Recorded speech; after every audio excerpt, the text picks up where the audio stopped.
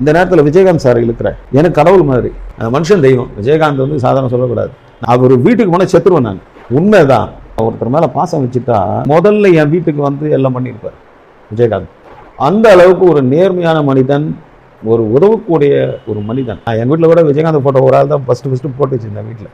வேறு யார் ஃபோட்டோவும் கிடையாது. ஆஃபீஸ் போனால் நானே போய் நிற்பேன். முதல்ல உட்காடுறேன்.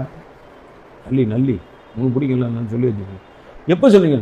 நீ வர்றன்னு 5 கிலோ, நான் 5 கிலோ சாப்பிடுவேன். இப்போ ஒரு பக்கத்தில் உட்காந்து அவருடைய நண்பர் இருக்கார் இல்லையா, ராவுதர், ராவுதரும் அதே மாதிரி பயப்பட மாட்டார்.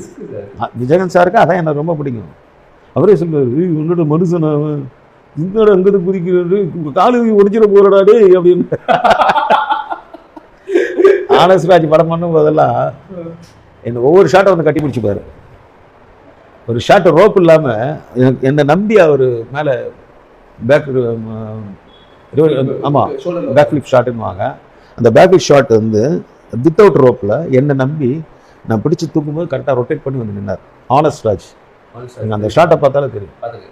இத்தனைக்கும் விஜயகாந்த் சாருக்கு ஜிம்னாஸ்டிக் தெரியாது, ஆனால் பொன்னம்பலத்தை நம்பி செய்கிறாங்க. என்ன செய்வாங்களா, அதுதான் நம்பிக்கை. இன்றைக்கி அதுதான் நான் யோசிக்கிறேன். விஜயகாந்த் சார் வந்து இன்றைக்கி அவர் மட்டும் உடம்பு சரியில்லாமல் இருந்தாருன்னா நான் இவ்வளோ கஷ்டப்படுறதுக்கு வாய்ப்பே கிடையாது. நீங்கள் யாரும் வேணாலும் கேட்டு பாருங்க. ஆஃபீஸ் போனால் நானே போய் நிற்பேன். என்னப்பா தலைவர் அந்த படம், முதல்ல உட்காடுறேன் அப்படின்னு. எங்கே நல்லி உங்களுக்கு பிடிக்கலன்னு சொல்லி வச்சுக்கோங்க. எப்போ சொன்னீங்க? நீ வர்றன்னு அங்கே போய் பார்த்தா குண்டானில் இருக்கும் நல்லி.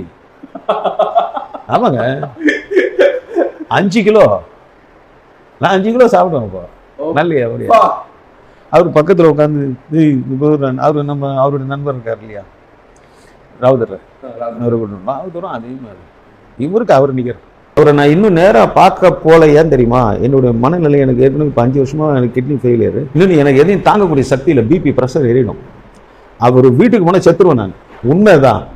ஒரு ஆளை வந்து பார்க்கும்போது நான் சொல்கிறேனே, ஒருத்தர் மேலே பாசம் வச்சுட்டா அளவு கடந்த பாசம் வாங்க தெரியுமா? இந்த இண்டஸ்ட்ரியிலே வந்து அவருக்கும் உண்மையிலேயே இந்த நிலையில் இல்லை இருந்திருந்தாருன்னா அவர் முதல்ல என் வீட்டுக்கு வந்து எல்லாம் பண்ணியிருப்பார் விஜயகாந்த்.